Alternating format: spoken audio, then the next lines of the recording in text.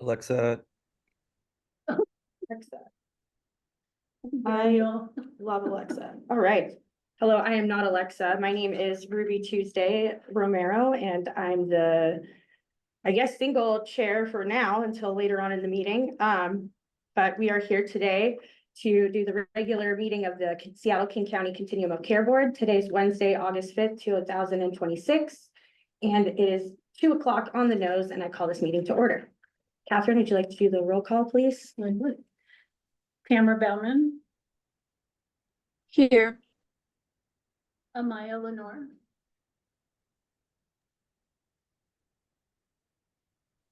Elizabeth Maupin. Here. Ruby Tuesday Romero. Present. Christina Salicki. Saw Christina. Christina. She just appeared.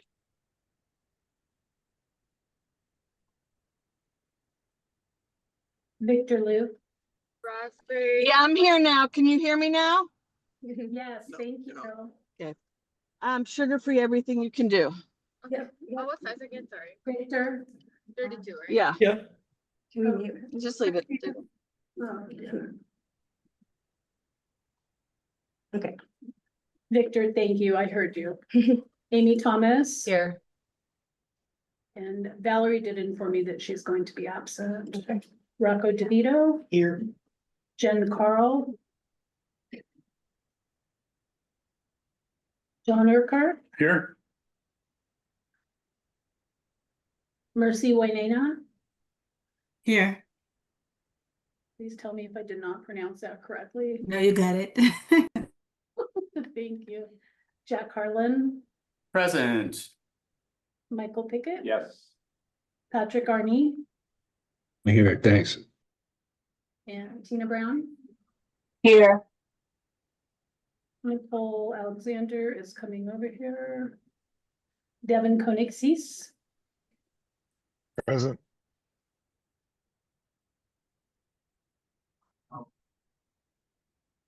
You have 15 members present. You have met quorum. And is that 3 absent then? That is 3 absent. Correct. And quickly, just so we know, because we have a new quorum number, what is our 10. 10? Thank you so much. Yep. So that means we can proceed. And we are going to do the theory of change. And I believe I have Rocco down for that. If we create a homelessness response system that centers people with lived experience of homelessness, then we will be able to respond to the needs and eliminate inequalities in order to end homelessness for all. Thank you. And Elizabeth Mopan, do you want to do the land acknowledgement? Yes. The King County Continuum of Care Board acknowledges that we work on the unceded traditional lands of the Coast Salish peoples, especially the first peoples of Seattle, the Duwamish people, the original stewards of the land past and present. We honor with gratitude the land itself and the Duwamish tribe. Our acknowledgement only becomes meaningful when combined with accountable relationships and informed action, and is the first step in honoring the land that we today sit on and their people.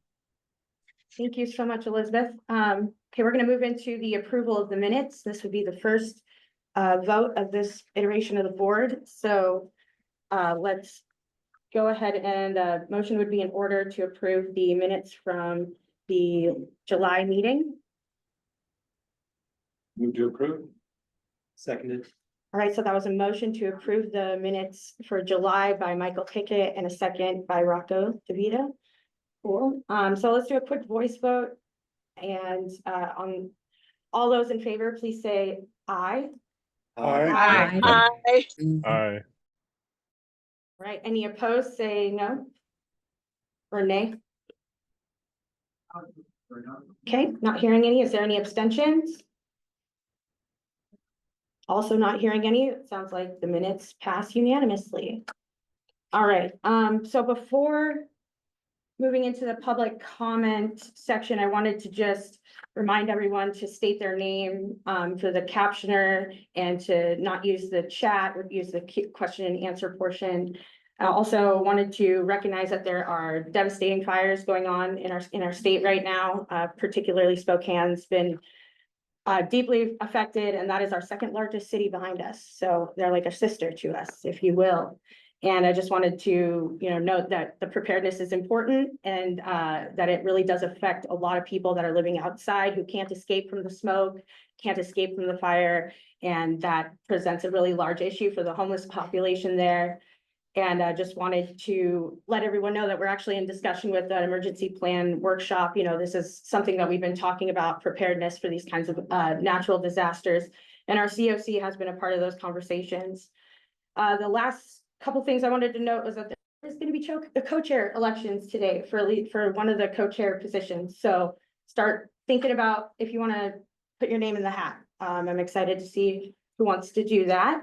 And can I just let you know the phone number there is Amaya? Oh, that's Amaya. Great. So Amaya is on the record as present now.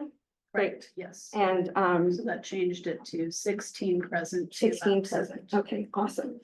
And then the last, and thank you for that. The last thing is that, just an update from the convening. We did not pass the charter because there was a couple things that we needed to edit, which was specifically the System Performance Committee co-chair role, and then a couple other little, important pieces, but just really quick fixes. And I wanted to make sure that everybody was aware of that. Okay, now I'm done chatting. Let's move into the public comment portion of our meeting, where, again, if we got any submitted by, did we get any submitted by anyone in writing? No, we did not. Okay, if anybody's here to speak in the room, I don't see anybody as a public member, but if there's anyone online, please raise your hand and we will call on you in the order it is received. Dorsal, you should be able to speak now. Hello, can you hear me? Yes. Hello, for the record, my name is Dorsal Plants. I use he, his pronouns, and I am a resident of South King County. I am speaking today to say I am glad to hear that the charter did not pass at the recent convening. However, I would encourage the board to very strongly look at that draft. There are a number of things that need to be changed that are not small.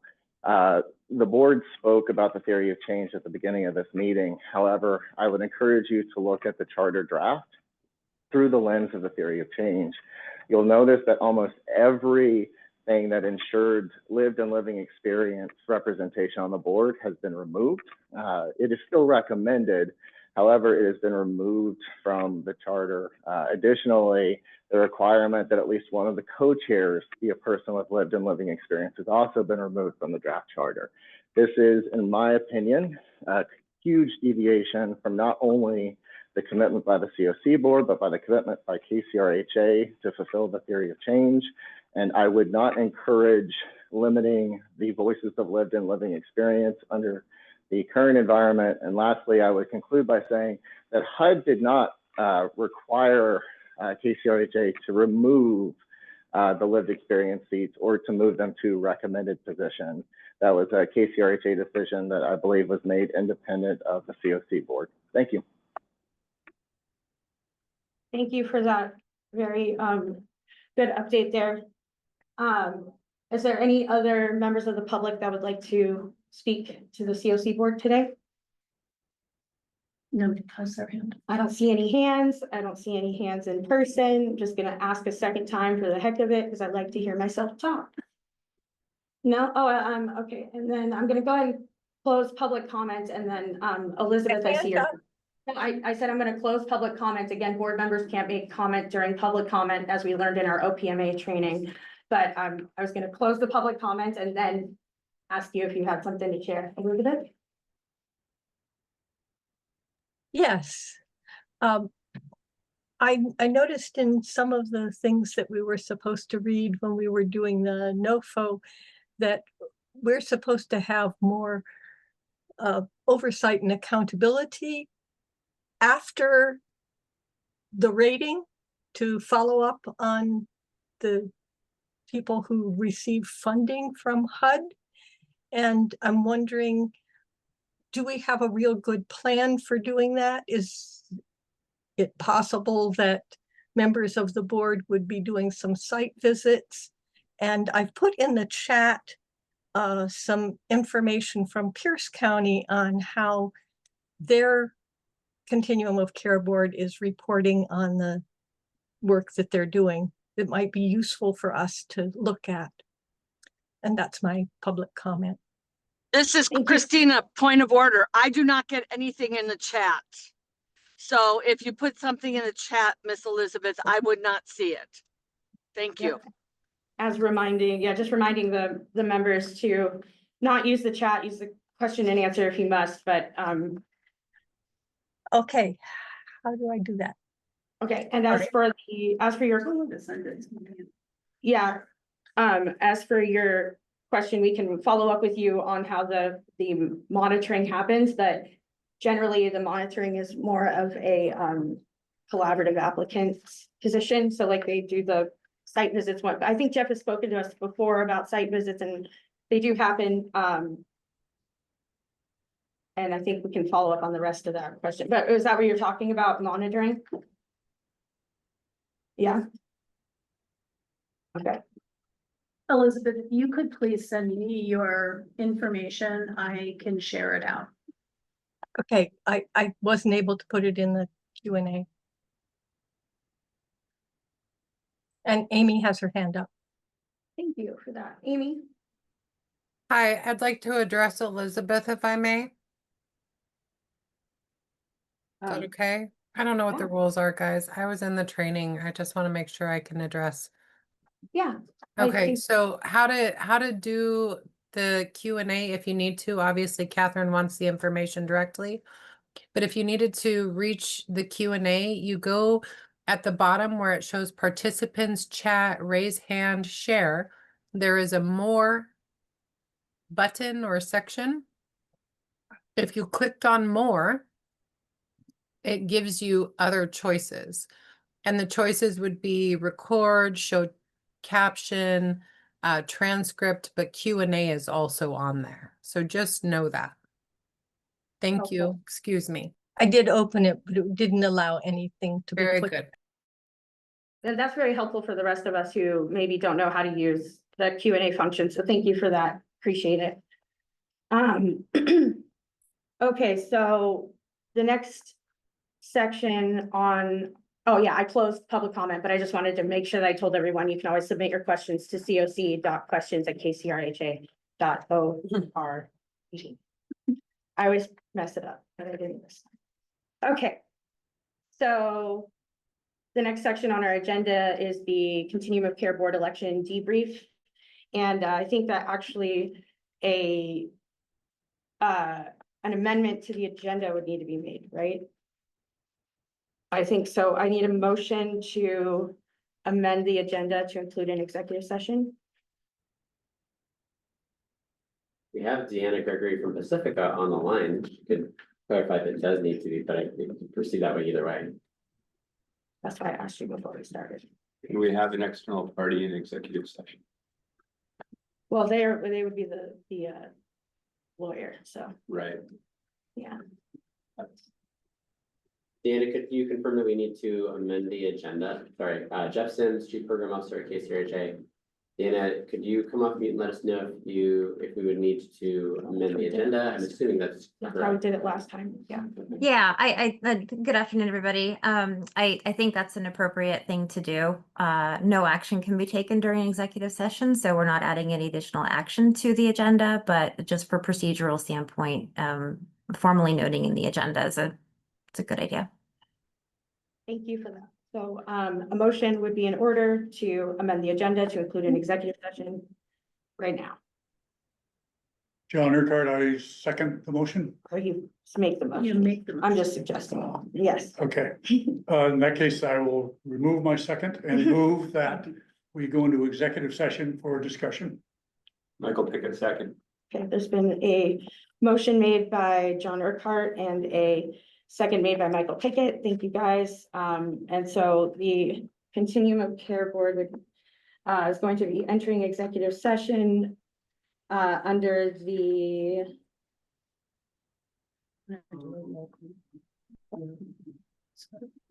we're not voting to go into it. Oh, yeah, we are. Yeah, to amend the agenda. That's right. Oh, my gosh. It's okay. I'm doing this by myself this time, so it's a little You convoluted. got it. So yeah, go ahead and take a roll call vote for that, please. Thank you. Tamara Bauman, Yes. Amaya Lenore. Yeah. Can you hear me? Yes. Yep, you can, thank you. Elizabeth Maupin, Yes. Ruby Tuesday Romero, Yes. Christina Sawicki.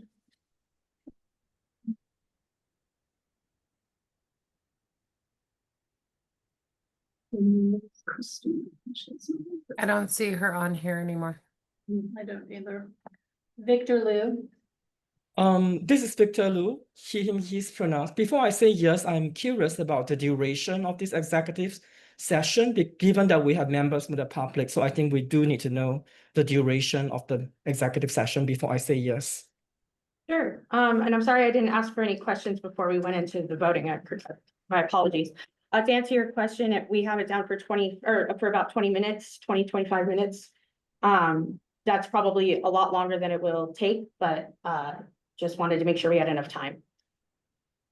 Yeah, and we will provide for the duration of the executive session and the reason for the executive session before going into executive session. And so, but I think that's appropriate about, I'd say 20 minutes.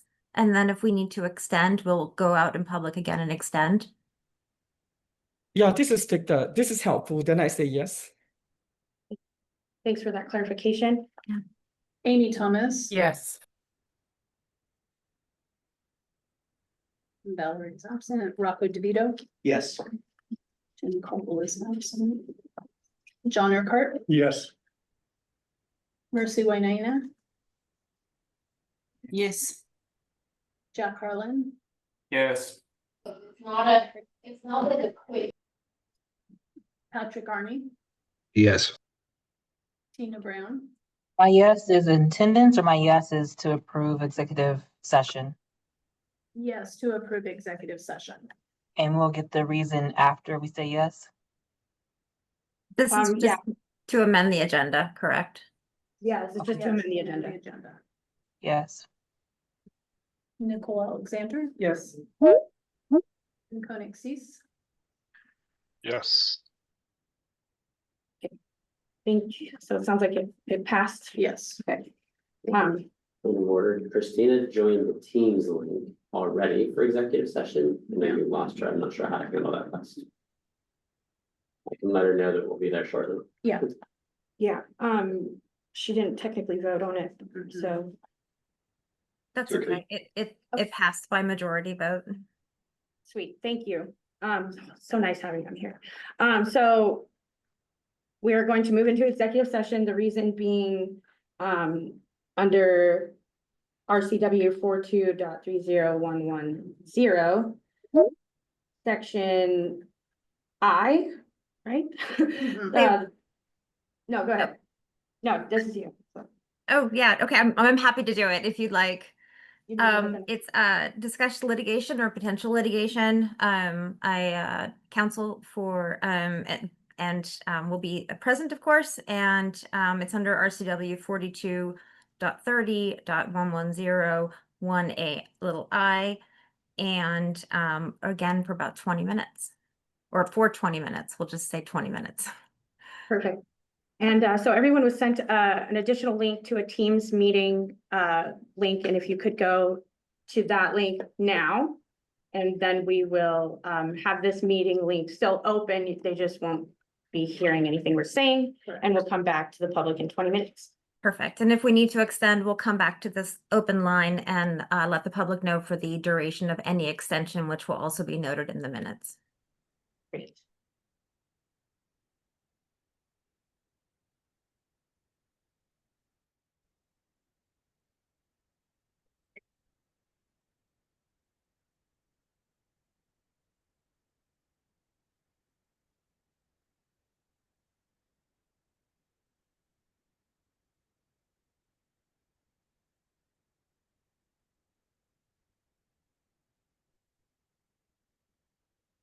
I don't alarm anyone.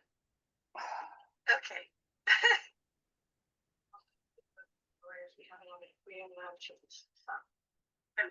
Unless one goes through distraction. I mean, well,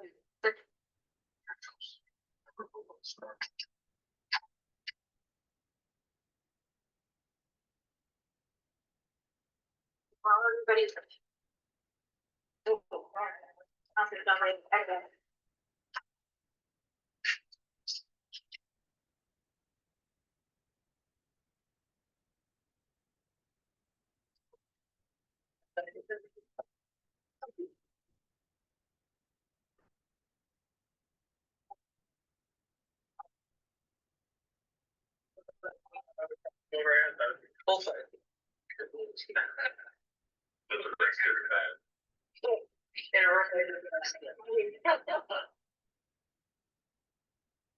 You did? Oh. I'm muted because I'm, this is why somebody can see you.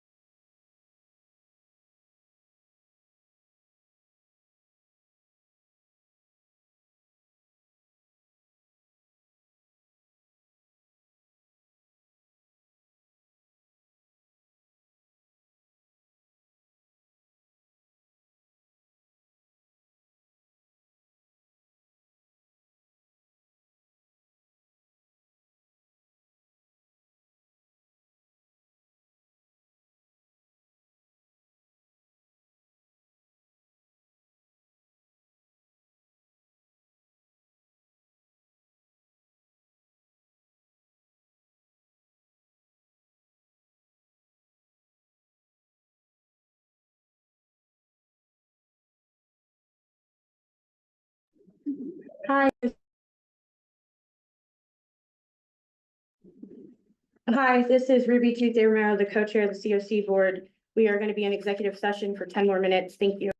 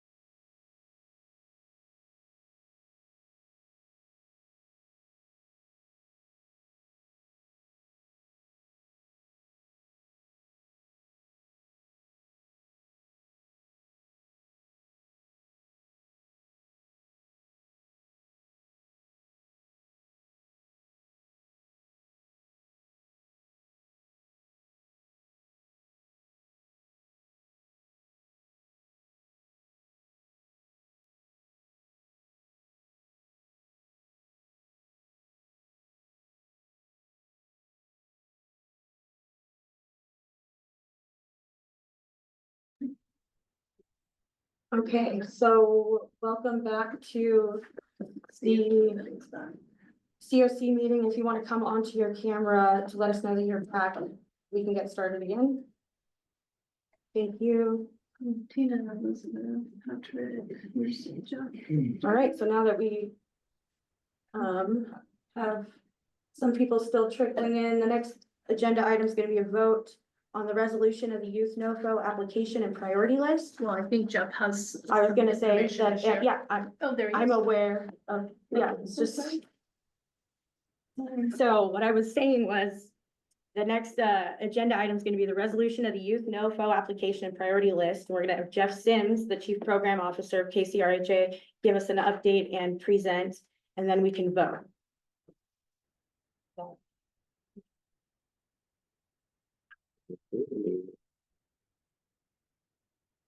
I'm gonna get my slides up while also doing our Zoom person, so give me just a moment.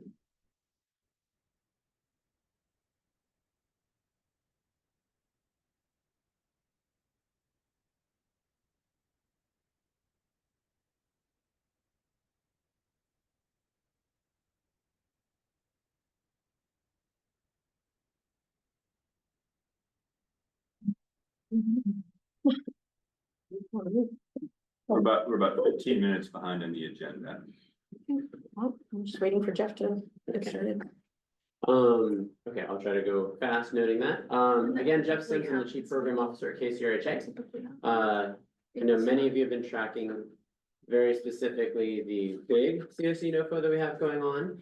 Sometimes lost in that is the attention that there's also another one specifically focused on youth homelessness, which is what the conversation that, or the presentation I have for you is to focus on now. So I released that on June 10th. There's two key tracks. One is, we'll call it YHSI. You can see YHSI as the acronym. So YHSI is how I'll say that. And that's for really infrastructure. It is not for actually, and I'll go into more what it can be used for, but it is not something that can support actual service delivery. The other one is Youth Homeless Demonstration Programs or projects.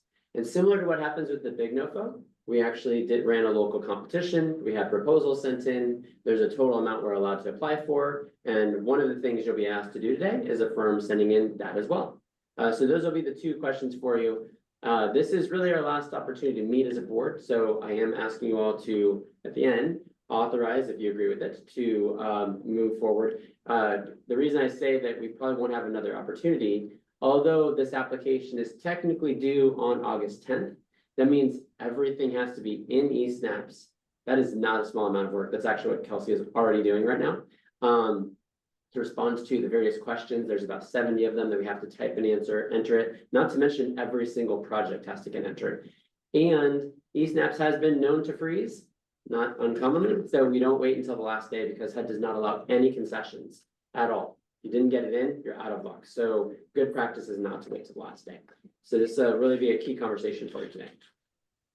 So let me first focus on that first track. Instead I call it YHSI. What can it fund? You can see that on the screen. It's mostly infrastructure support. So improving your collaboration, developing formal partnerships, connecting the homelessness system with other service systems, and also working with coordinated entry or working on data collection. Those are the things that are actually laid out in the Youth Homelessness NOFO that it can support.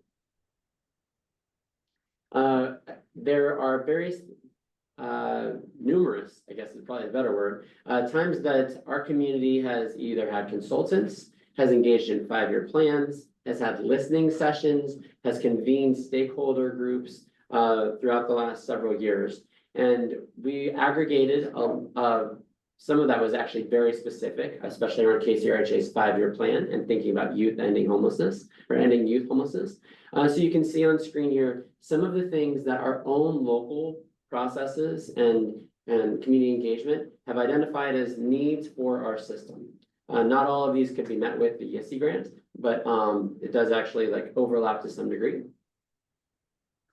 So what we put together is a proposal, and I'll note that this has already also been approved by the Youth Action Board to advance as well. They considered this and also considered there is a statewide, it's being led by Pierce County approach. The Youth Action Board had people that were able to speak to pieces of that, and we also were really careful to highlight all the components. This is the direction that they recommended moving forward with too, which we're excited about this opportunity.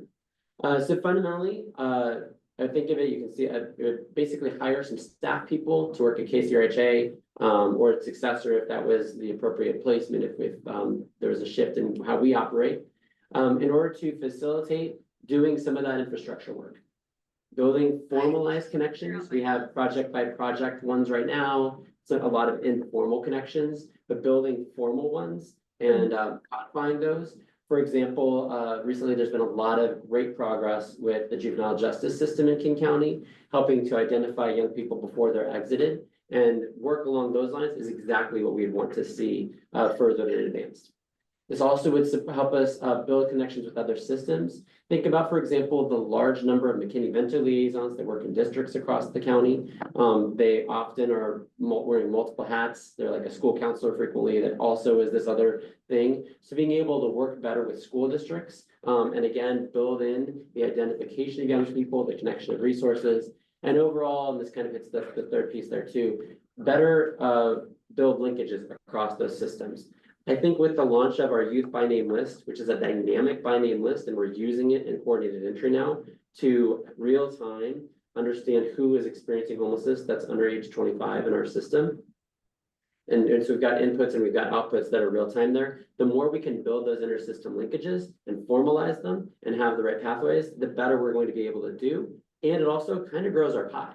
Just in this process of exploring it, we discovered some places that we could do a better job with foster youth independence vouchers and ways we can improve that and more formalize the partnerships. That would be one of the first things we work on. So I kind of restated all this, but so the goal here would be find youth and young adults earlier. We've really, I think, had a great conversation with our Youth Action Board over a couple of meetings to look at this.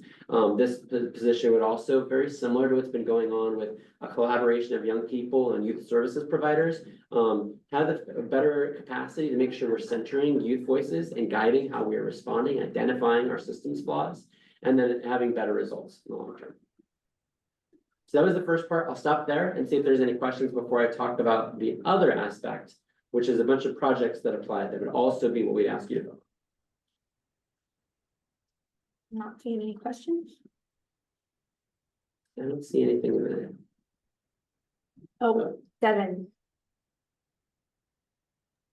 Yes, thank you. So the list that we got, I just wanted to make sure I'm understanding correctly.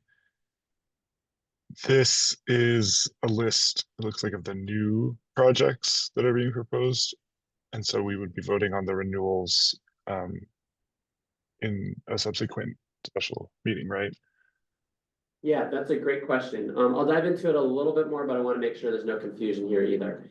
Okay. We are already a community, we were one of the first communities designated as a youth homelessness demonstration project. So we already get some YHDP funds.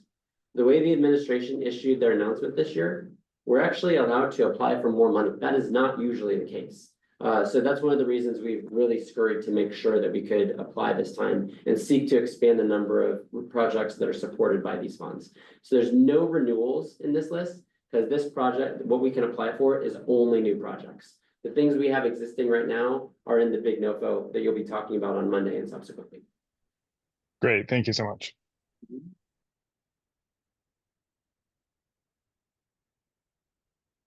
How long has the new YAB been active? We officially seated all the members at the last meeting after 3 meetings that started off with a group of young people and all of our youth services providers. We also invited former members of the YAB that many of them actually moved out of the county and no longer were eligible to be there. Amaya, I know you're on the call too. We talked to you about, I know you weren't able to make the most recent one, but have connected in that way. So we have, I believe it's 8 individuals. And many of them also have connections with the collaboration of youth and young adults and youth serving providers. They've been calling it like Built for Zero or the Youth Collaborative, things like that. Mm-hmm. Many of them are also involved in that. So it's a nice bringing together of a lot of different activity and processes and things. Cool. Hopefully we'll be able to meet that group soon. Yeah, that'd be great. Good to hear it's back up and running. Yeah, I'm really excited about the people that have joined. They're definitely engaging with a lot of energy, and it's good to have a really vibrant engagement there. It's in my back pocket for an upcoming agenda. All right, so 3 months though, is about how long it's been active or? We've had, I don't know the exact amount of time. I would say that we've had various meetings over the last year. These new additional members were formally seated, I guess it was technically last month, but it was the last meeting. All right, cool, thank you. Any other Okay, so I'm questions? gonna go through the priority list then. So that was the first part. The YHSI piece is what I've talked about so far. Now I'm gonna talk about projects. A key thing to look at here, we can apply for up to $8 million, all in new projects. These are the priorities that HUD laid out as what is a permissible thing to do with these funds. These can actually serve young people. So I think that's a key thing to look at here. Can prevent homelessness. As you can see, they focus on self-sufficiency, getting support, advancing safety. There was only, and I'll put it in the next slide, a limited type of project that could be proposed. It either had to be transitional housing or what they call support services only. So we often think of that in our community as housing navigation or a standalone team that's providing housing navigation or behavioral health supports, things like that, homelessness outreach, like what CoC engages in. So those are the type of projects or transitional housing projects we are allowed to apply for. Also coordinated entry in HMIS. We did receive, you'll see in a moment, we did receive an HMIS application. We did, and then coordinated entry, like to be able to set that up. That's a little challenging because we already receive as a community a coordinated entry award. So that's why we didn't advance that one. In total, we had 7 projects submitted, only for $5.4 million. You'll note that that's not the full amount we were allowed to apply for. Part of that is we don't get to set our deadlines with this. HUD released it on June 10th. We turned it around a few days later. I will note that a lot of communities, as I've been on various calls, aren't even going for the money. They've been like, this is an unrealistic timeline. So I'm proud of our community and the team that works for me for actually at least getting this put together so we can seek this. Obviously, not guaranteed results, but at least we're not leaving any stone unturned when it comes to federal resources either. The projects are rated. I think you're all familiar with this, and I know we're behind, so I won't read through each of these. But this is our normal process where we have objective rating panels. There are youth and young adults also on that that are people that have or currently have or had lived experience of homelessness. Also looking at these projects and rating and ranking them. And then after those 9 raters reviewed them, and then, as I said, the YAB on July 30th approved this list as well to advance to you all for submission. And here's the list of the projects then. So the first is Friends of Youth. That's a support services only project. Then you've got the expansion of some data work. This is that HMIS project is mostly to extend the work we've done to do the youth binding list. Philanthropy gave short-term money to do that, which is not getting renewed. It was clear it was only one time. So this would allow us to continue that work, which I think has been really excellent. And then you can see there's a couple more 3 more support services projects and 1 more transitional housing project. The item in red is the one that I think is worth having a conversation about. In order to actually submit these applications, you have to have a sam.gov registration. And we tried to work with Love Taps to seek that. It has not been provided. That is, so we are not able to advance them. That's a minimum criteria. We actually can't send you in. We literally can't send in the application. We've worked with them to try to do that. And it is unfortunate that that's the case. And it is not likely that they will have that in place before that we actually have to send in our application, which is like Friday. So that's all the challenge for us in that point. So that one was removed from our list. Can I ask a question? Yeah. Is the 1.8 taken out of the original 5 that you're applying for? So you would only be applying for about 3 something? Yes. Yeah. Okay. Yes. Thought I had the number here. I did not. I'm sorry for that, but yeah, it's 3 something. Yeah. Same question. Was the program itself, would it have qualified had they had that information? Well, I've got a 91 in rating and ranking. Usually we deem anything that gets 70% of as a fundable application So I would guess that that's a fundable application at a 91. I wasn't part of any of the review panels, because I'm part of the submissions and offering, putting up the procurement. I don't participate in that, nor does like Kelsey not on it either. Exactly. Oh, So, wait, I think we have a question from Devin, sorry. oh yeah, absolutely. Sorry, just a quick question. Can you repeat what was missing from that application that caused it to be rejected? They do not have a SAM.gov registration. Thank you. I think that's it. Okay. So the motion that is it appropriate for me to read this or for you to read this, Ruby? Well, I think it would be whoever wants to make the motion would read it, but I think, is this the motion that's right here on the, so anyone? I move that the CoC Board authorize KCRHA's submission of a youth homelessness system improvement application and the Youth Homelessness Demonstration Program project list as approved by the YAB. Yeah, keep going. By approving this resolution, the CoC Board authorizes KCRHA to submit these materials to HUD for the youth homelessness funding opportunity. Is there a second? This is on the mo- Amaya Lenore. I'd like to second that. Awesome, thanks, Amaya. So that's a motion made by Rocco and a second done by Amaya Lenore. Should we do a roll call vote? Or wait, is there a discussion? Thank you. I keep forgetting to do that. Is there any discussion surrounding this topic? Hey, this is Patrick Arney. Quick question. I see the amounts there. I'm always interested in the insurance costs with those federal appropriations. I know how much the insurance is currently for housing children, especially children suffering from substance use disorder. Was that spoken to in the grant application for the costs associated with that? Because just based on those amounts, it seems pretty low. I'm not able, I don't have the particular knowledge of the project to be able to answer that. I can work with my team and get a better understanding there. The agencies all develop their own applications, so I would assume that they assessed what they could do.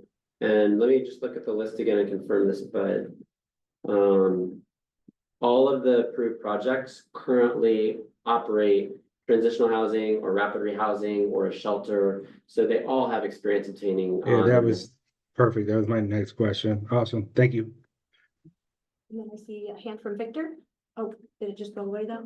Oh, I just wanted to respond very quickly. So this is Victor. I was part of this review and rating process. I want to say that every application also submit a budget justification where the raters got to review.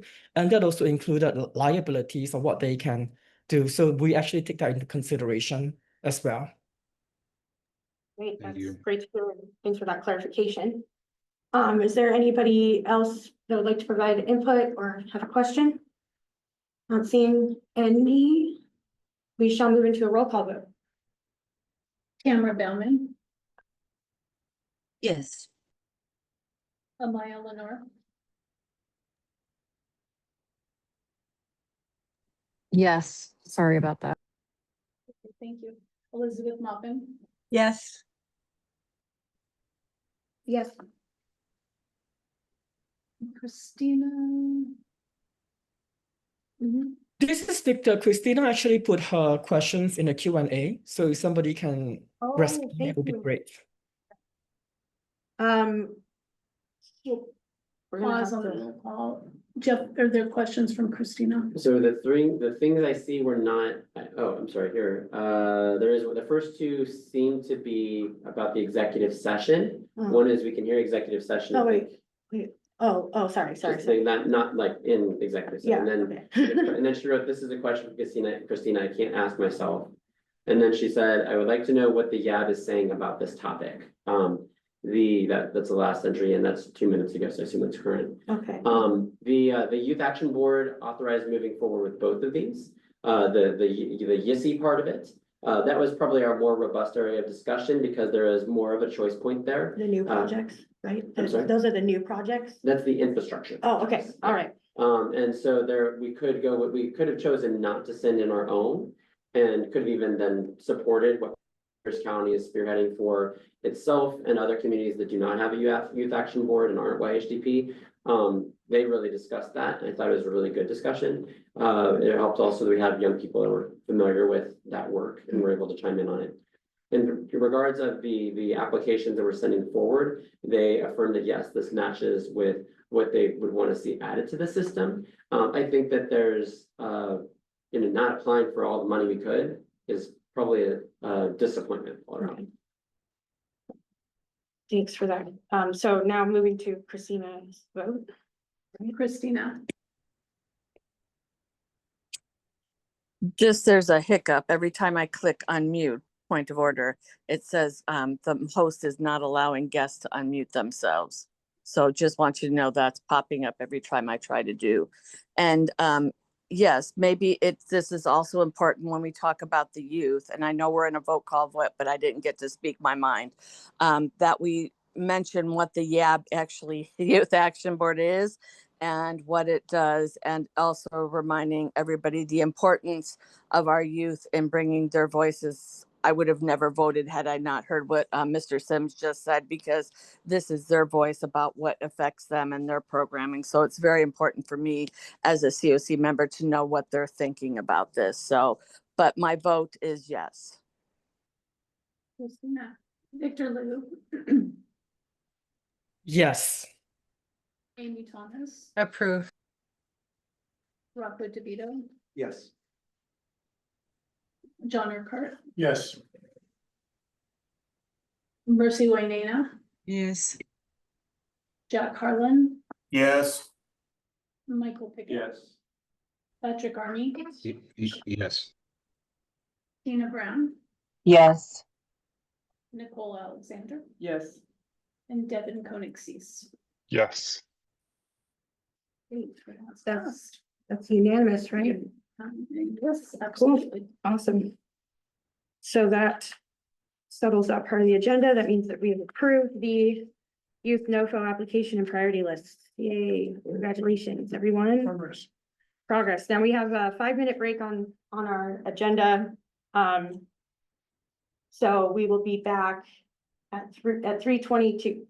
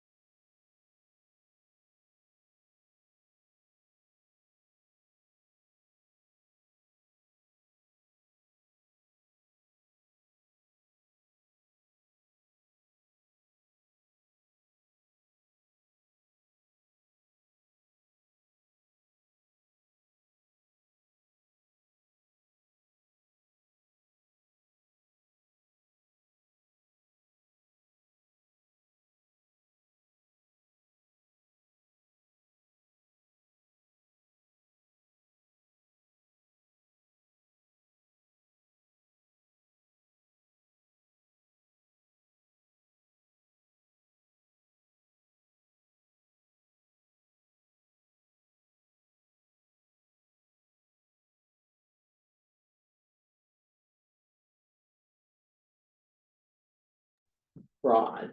We gotta go live, sorry, we're gonna come back from our break. And we were just discussing LA County, just for the record. That's, yeah. Information. Just informational pieces there, but we're gonna be calling the meeting back to order. If you're here, please come back on screen so we know you're here. And we're gonna move into my favorite part of this agenda, which is gonna be the CoC Board co-chair election to either fill for the final month, right? Because technically this is an interim, right? Because of the co-chair position doesn't end until September, but I was gonna propose to everybody that we just restart this side of it, right? One, and then that way we have like an overlap for co-chairs to guide each other into the position for future. Just throwing that out there, but anyway, so this would be the time to nominate yourself or someone that you would like to see in the role of co-chair. That's a good question. Mhm. What's the term and what's the, Yeah, so the term is for a year. And currently with the charter as it is right now, like the current charter says with a year extension, possibly like you could vote on a year extension. I don't know if that will be in the next iteration of the charter. I can't remember right now. But just being transparent, and then it requires like planning the agenda. So that is a meeting every Monday unless we don't need to meet. And facilitating the meeting. I would say it adds like, conversations with Catherine and Jeff, stuff like that. Like, I think it adds like an additional 4 or 5 hours. Depends on what's going on. Yeah, there's things that we need to work on together. I probably had 1, 2 additional conversations with Ruby and Dorsal beyond the every Monday meeting. Yeah. And then in preparation for the board meeting. And representation and like, I mean, I would go to different meetings and have representation, so that's kind of on, yeah. Presenting to the governing board. Presenting to the governing board. Presented to the governing board. Which is quarterly, my understanding is right now, meeting with Kelly Kinnison, month or quarterly as well, Whatever other duties I decide to assign. No, I'm just kidding.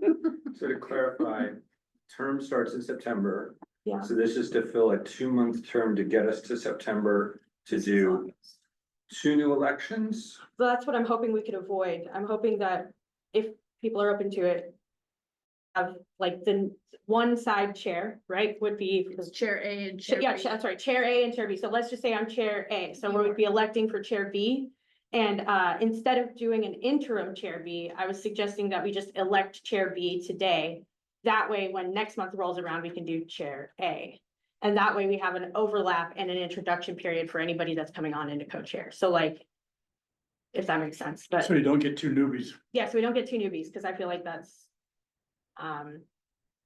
could be good, could be not. I don't know. It's up to the board how they want to do it, but I was just thinking out loud. I think that makes a lot of sense. I don't know if the bylaws of the charter allows that, or if we have to do the election in September.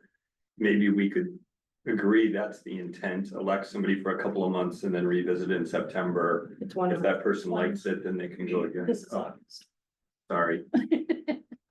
I wish it was It came out. Okay, Okay, so there's a 1-month overlap is all. Okay. Yeah, that's why I'll I'm kind of. withdraw everything I just said. Victor, I see your hand. Just want to chime in here about the charter, right? Since I'm the liaison for the charter revision work group, so I know it very thoroughly. But for the co-chair though, so essentially, if you're in the current co-chair, yes, you have the option to renew for an additional year without going through another voting process, which is why Ruby is still the co-chair right now. In terms of so that was a charter in June 2023. The most recent charter has not been voted on yet because of incidents. I'll just leave it at that.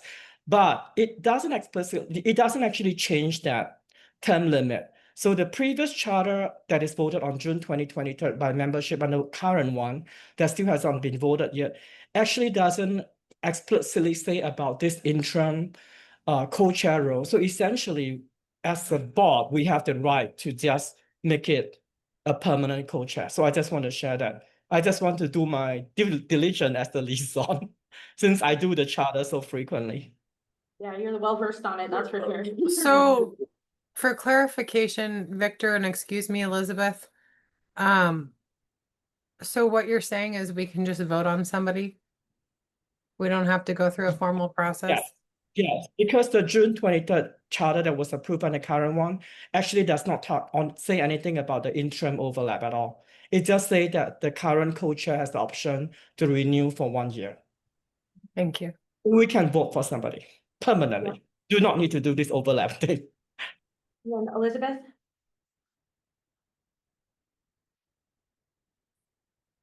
You're muted if you're speaking.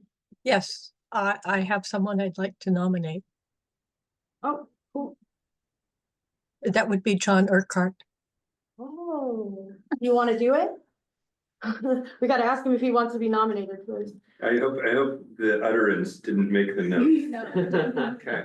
In my notes. I got it right here. What time is it?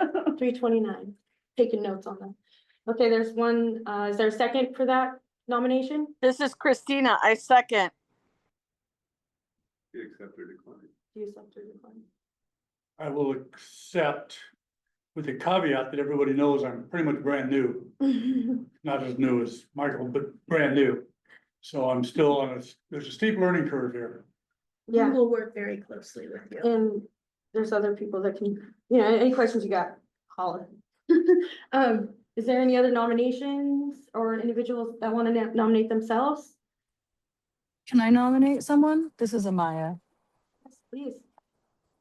I would like to nominate Tamara Bauman for the co-chair seat. I'd like to second that. This is Amy Thomas. You accept or deny the nomination, Tamara? Oh, that's so sweet. Yeah, I'll accept. All right, cool. We got 2 nominations. Is there anybody else?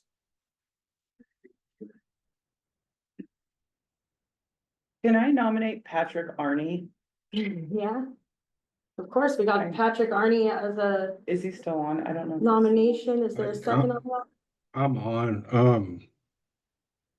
I don't know if I want, my schedule is so tight right now. I appreciate the nomination. Sounds like you guys have got some great candidates and I'm here to support them, but I'm not sure who nominated me. I appreciate that, but yeah, It's an I'm gonna decline the nomination. Thank you.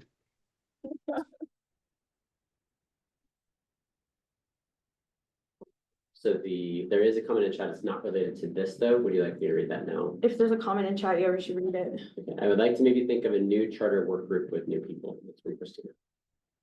Okay. Let's table that. I wouldn't be opposed to that. But I think, never mind. So what is the product? What is the process for elections? So- Nominees. How we've done it, Are there any other I was nominations? gonna say, is there any other nominations?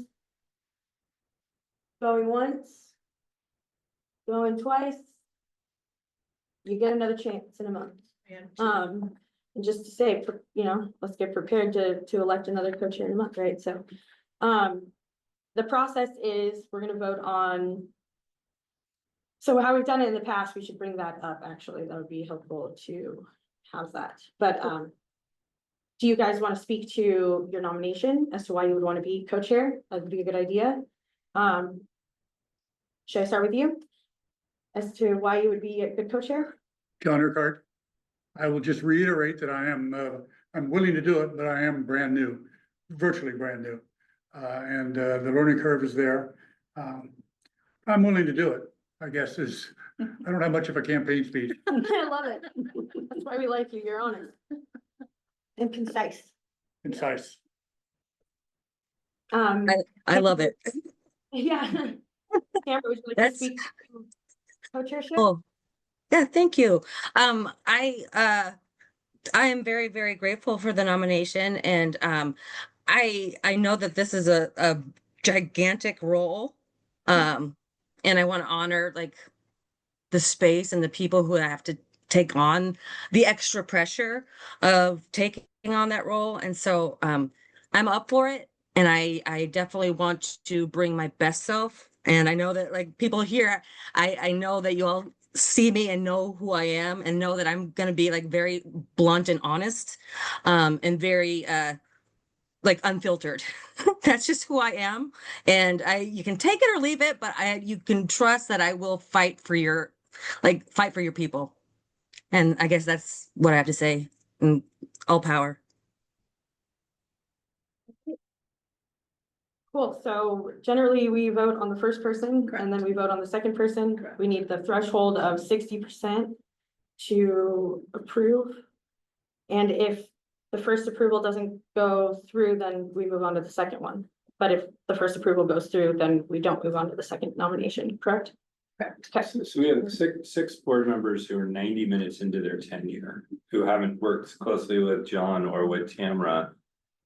I heard election speeches. I'd be more comfortable letting the more seasoned people. So if I opt out and if some of the other newer people opt out, does that screw things up? Do you need 60% of quorum or 60% of the voters? Seems like 60% of the votes. That's what I would With think. those present and voting, yeah. Yes. So you could recuse yourself. You could recuse yourself. That's one way to do it. You could abstain. Yeah, another way. I'd just abstain. And I would hope that we get to know each other better. Yeah. You know? Amy, I see your hand.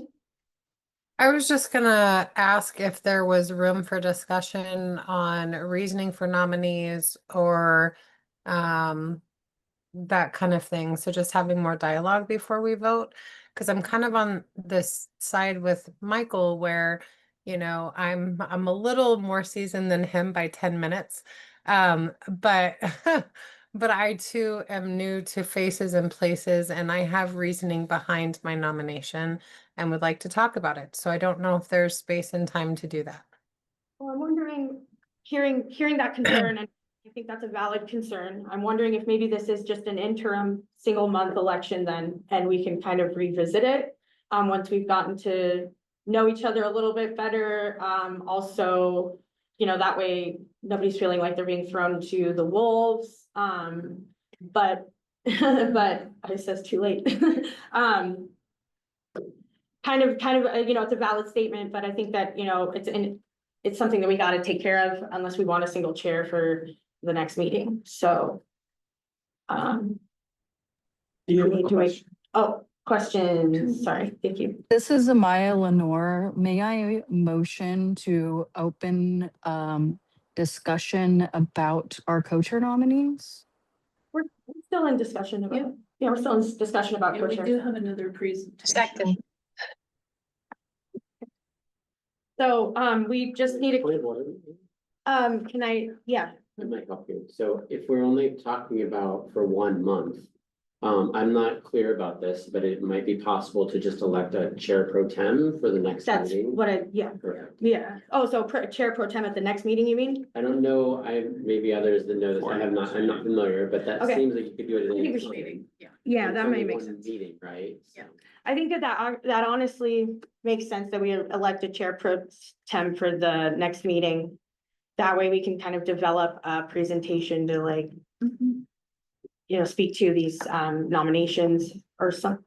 Do you mean creating some space on the agenda Yeah. for us to talk about it? That makes- How do we feel about that? So we need an amendment to the agenda or to the motion then for pro tem, to make it a pro tem. I move we elect a pro tem chair for the next meeting. And that's an amendment, correct? Is that a friendly amendment? Because the original, okay, sorry, the original motion is to elect, or to elect a new co-chair, right? Okay. So Yes, I we need to make, propose an amendment Yes. to the current motion to make the election a pro tem for the next board meeting. and that was a friendly amendment, so now we're voting, correct? Okay, now we're voting on, to be clear, a pro tem for one meeting, right? The next following board meeting. Okay, so, So would that be Monday when we have that meeting? oh yeah, we have And those. you actually have 2 more meetings this month. Yeah, that's a good. Plus September. So for the next month. So, let's start. so for the next month, the pro tem for the next month, Till September 2nd. till September 2nd, 2026, 2 p.m. Perfect, great. And so we're gonna go ahead, if there's more discussion, I want to be very clear on what the motion is now. We're gonna be voting on a pro tem for the next 3 meetings to serve as co-chair, then we'll have a dialogue about who's the next co-chairs at the same time in September. So, okay, cool. Is everybody clear on that, just before we move into voting? Not hearing any discomfort, great. So we're gonna first vote on Mr. Urquhart. I do have a question. Oh, yes, okay. I think the pro tem, there's a discussion on the amendment. I think the pro tem should be somebody other than the two of us. Correct. So we need to choose who that Okay, pro then this tem isn't person a- is then going it's to not be. the same motion, we gotta, Well, it wasn't specified, just that we're gonna have a pro oh, tem. yeah, right. Okay. We're gonna have a pro tem. So All right, does anybody want to nominate themselves? I will nominate myself to. Is there any other nominations for pro tem? Who nominated themselves, please? Rocco. DeVito. Yeah. Thank you. Rocco DeVito nominated himself. Is there any other nominations for pro chair or for chair pro tem? We need a second. I second. We got a John second Urquhart, by John second. Urquhart. Thank you. And a third by Michael, I heard. Michael made. Like, there was a late second, so John got it. Okay, any other one? Okay, so now we're gonna be voting on Rocco DeVito to be the chair pro tem for the next 3 meetings until September 2nd, when we vote on the co-chairs altogether.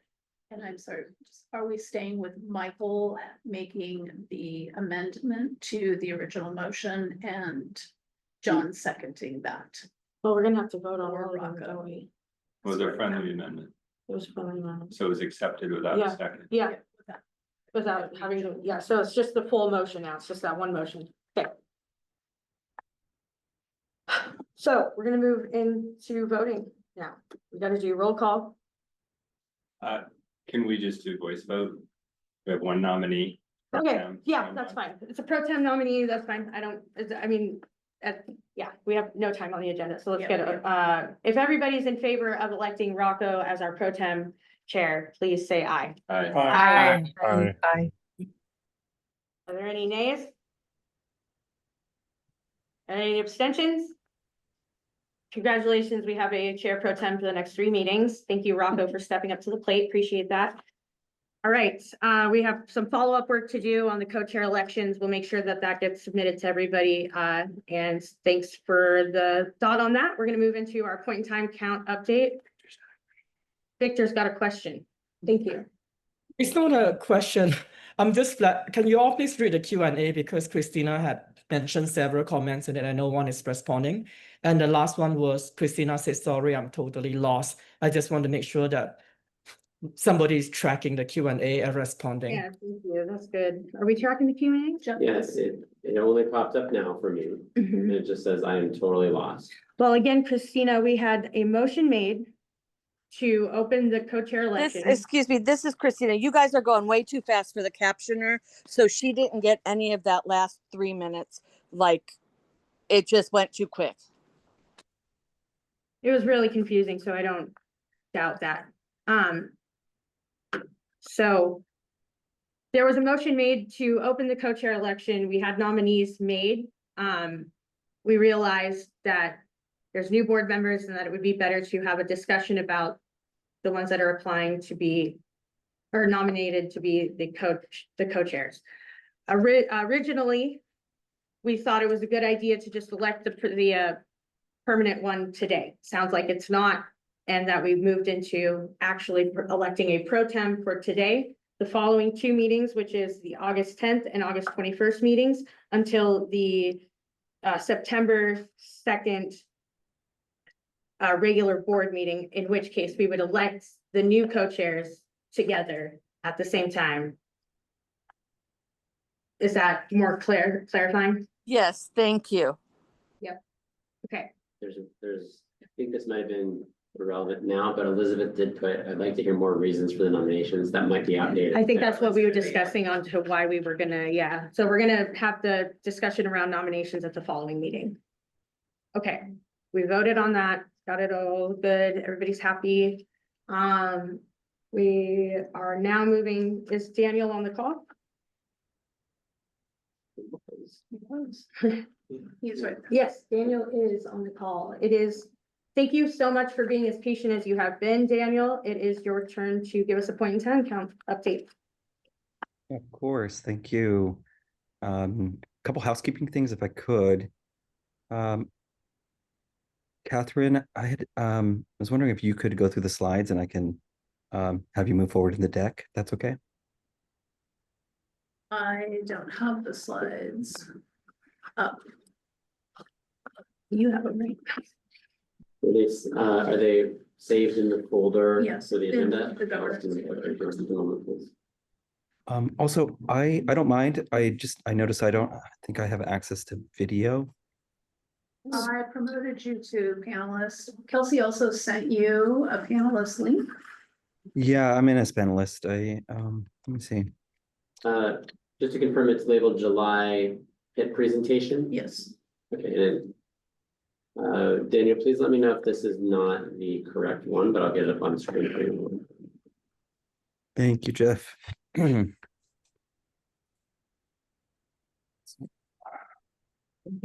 you can hear him clearly. Good. There we go.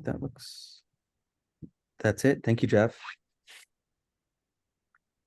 So we don't have a lot of time. I'm gonna go through the slides with giving you each one of the top line items for each.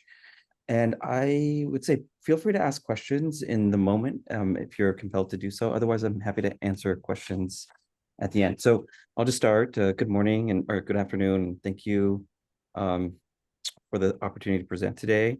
For those of you that don't know me, I'm Deanna Ramos III. I'm the data asset manager for KCRHA and the HMIS administrator for our CoC. I want to give you a little bit of framing before we start. I know you're looking at this slide. I'll get to that in just a second. But the point in time count is a requirement for our continuum of care funding. As the CoC, we are obligated to conduct this count and to report the results. And that is what I'm here to do for you this morning. Sorry, my notes are a little old there. This is the 2026 point in time count and the housing inventory count for King County. Initial findings were released June 23rd, and I'm going to move through the methodology, then the results, then the housing inventory part, and then close with what we're doing next, kind of what our follow-up is here. And then on this slide here, so King County has used the respondent-driven sampling for the unsheltered count since 2022. Two things I want to state clearly up front to you. This is a HUD-approved methodology, and we conduct it in partnership with the University of Washington, who lead the sampling and the estimation methodology. And our team, the KCRHA research and data team, we operationalize and implement that in the field. It is a community-driven method, and what it measures is the size of the network of people experiencing homelessness. And you can see on the slide here, here's how it works. An outreach worker hands out a seed coupon, which directs someone to a hub site where they complete a survey. That participant then gets 3 more coupons to give to people they know who are also experiencing homelessness. Those people come in, complete a survey, and receive their own coupons. The process repeats and builds outward. That produces the sample the unsheltered estimates are derived from. So all of that, all the numbers you'll see are from this method here. And I want to put a thank you on the record before I go further, because this count does not happen without a few groups of people. First, our providers and our partners who carry this work on top of running their programs during the year. Second, all of the volunteers who gave their time across the region. And then third, just the KCRHA staff. I have to mention that they manage the hub sites and the outreach workers and the volunteer management. And we could not have done this without everyone getting involved in doing the work. So a big thank you to all of them. Next slide, please, Jeff. So just a few words here. The point in time count combines 2 data sources that you need to know about. There's the shelter data that comes from HMIS, which is a composite of also provider surveys for those that don't participate in HMIS. And then the other portion, the unsheltered data, comes from the respondent-driven sampling method that I described earlier. One thing to hold on to as I do the presentation here, this is a snapshot of 1 day, taken the same time every 2 years for the unsheltered count. It is not the number of people served over a full year. Sometimes those get conflated, so I just wanted to make sure you're aware of that. Next slide, please, Jeff. So homelessness in King County continued to increase, but the rate of increase did slow, as you can see in the slide there. The top lines on the right of each bar, the 13,368 individuals in 2022, you can see was 16,868 in 2024. And then we get to the 18,365 in 2026. That 26% increase from 2022 to 2024 is a 9% increase from 2024 to 2026. So growth continued, but at a slower rate. It suggests there's some stabilization in the trajectory, even though overall we can see the need is still climbing. The other movement is in the split inside each other. The sheltered share went from 43% in 2022 to 42% in 2024 to 36% in 2026. That drop tracks with shelter availability decreasing slightly across the region during that same period. And I'll come back to that in a few slides. Next slide, please. So this slide covers what we call HRS, or system flow for the population accessing resources through HMIS. So we have about 18,000 households enter or re-enter the homeless system each year while actively experiencing homelessness. And then in that same given year on average, we have about 17,000 households who then exit to housed destinations, unhoused destinations, just the whole system flow there. The numbers there come from 5-year averages. So if you have any questions about that, I'll jot them down. This one gets a little bit detailed. So as we zoom out, we're starting to work with averages and just HMIS data. So quite a few caveats to this, but this just gives you a snapshot of the overall homeless system flow. Next slide, Jeff. Okay, so unfortunately, homelessness continues to disproportionately affect communities of color, as you can see in the slide here. So here's how to read this chart. The bars are what we collected. So that's the data that is represented in the PIT report. Each group's share of the homeless population, just one back, Jeff. Yeah, this green line across the bottom that you see is the share of population in King County overall, and that's from the American Community Survey from 2025. So where the bar sits above the line, that group is overrepresented in homelessness, and you can see that specifically with the Asian and Asian American population. The gaps are pretty wide. Black African American is represented by 24% of the counted population against 6.4% of the county population. American Indian, Alaskan Native, Indigenous is 4.2% against that 0.4% in the American Community Survey. And it runs the other direction as well. You can see with our white population, 31% of the counted population against 54% of the countywide population. Now, I just want to make note here that we do not have year-over-year comparison yet for this because HUD has recently changed its race and ethnicity categories. And so we're working closely with the University of Washington to unroll that information. And for some of you who are tracking data and just how HUD defines this and how the federal government defines this, we really want to tease this apart so that we're not underrepresenting populations specifically in that multiracial category. So trying to tease that out and make sure we have a true count of everyone experiencing homelessness in our community. Next slide, Jeff, please.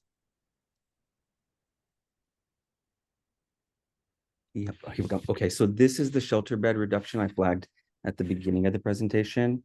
Between 2025 and 2026, shelter beds went from 5,958 to that 5,269 number. That is a reduction of 689 beds, and a significant part of that loss came out of the households with families. Shelter capacity. However, even with that reduction, individuals and families are still more likely to be sheltered than the population overall. 52% of individuals and families were sheltered compared to 36% of all individuals experiencing homelessness. The household bar inside, it tells the same story. 53% of the family households sheltered against the 47% unsheltered. So that direction matters. The 52% is down from 65% in 2022. So families still have better shelter access than the general population, even though that has narrowed with the inventory over the last 4 years. I'll go into the housing inventory count so you can see those bed numbers too more fully. Next slide, please, Jeff.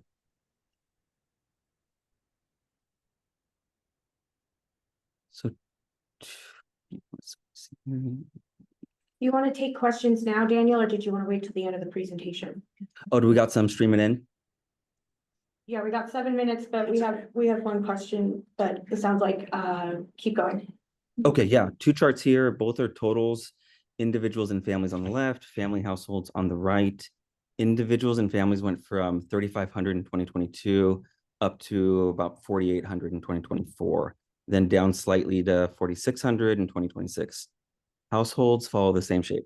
1,100 in 2022 up to about 1,400 in 2024 and 1,300 in 2026. I know I'm rounding some of these numbers. I just want to make a point of it that these are all estimates. So anyone saying that this is the true number, what we're saying here is we have a low band and an upper band, and we go with the middle band for those of you that have read the methodology paper here. So these are estimates, folks. So both measures show a sharp rise from that 2022 to 2024 year, then a small decline in 2026. The 2026 figures are down from that peak, but they remain well above where they were in 2022. What changed underneath those totals is shelter status. Unsheltered family homelessness has increased since 2022 from 1,200 to 2,200. Next slide, please.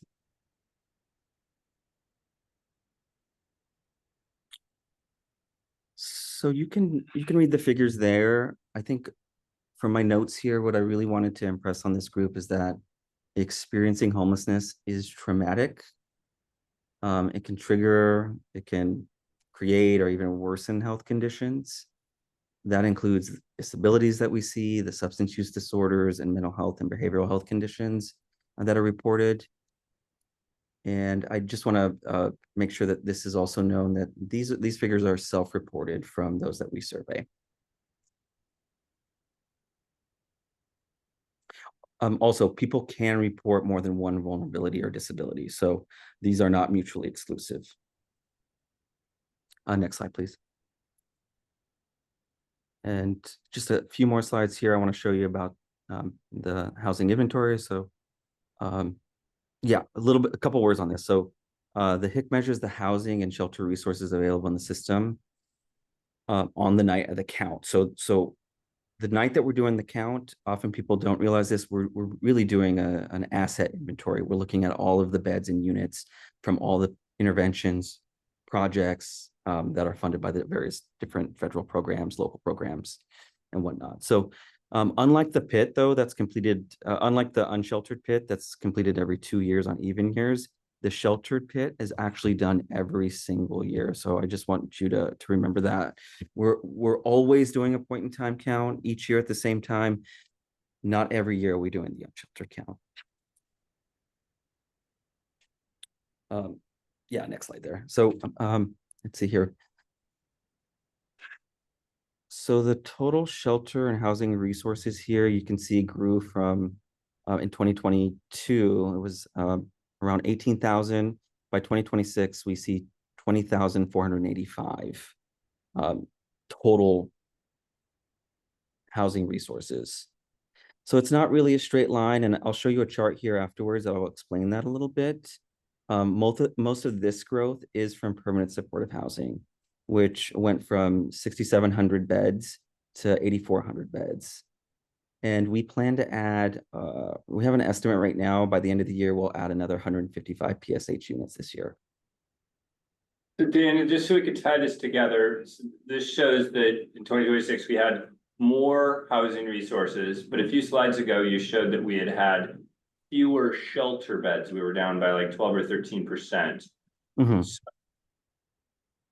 help me. Yeah, let's go to the next slide. Let's see if this kind of answers, I think, where you're going with that. Next slide. So this chart extends back to 2008. So it covers like almost 2 decades here. So if you take a look at the last 5 count years, emergency shelter beds, you don't have the numbers in front of you. I do. We went from 5,300 in 2022, stayed pretty flat in 2023. And then in 2024, we had 5,100. And then you can see in 2025, we start to go up. We got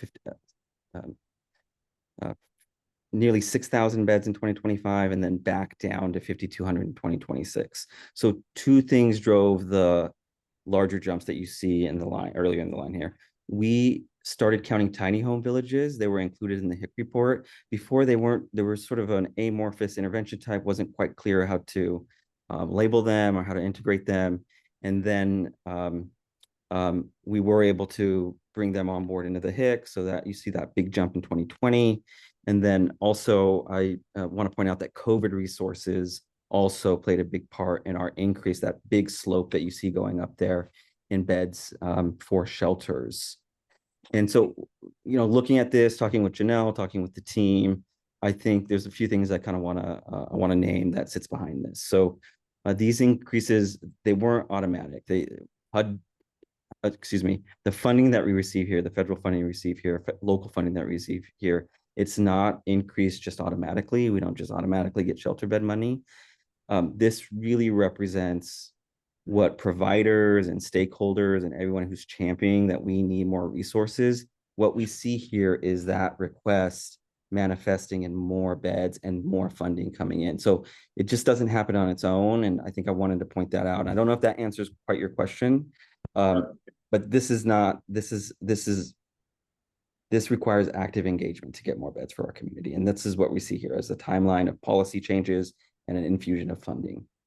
And then We've got 1 minute left. okay, yeah, let's get to questions. Question. Okay, I see Patrick first, really quick. Patrick, go ahead. Yeah, I want to honor everyone's time. I'm just curious, what is your definition of a shelter bed? Obviously, that's the main driver.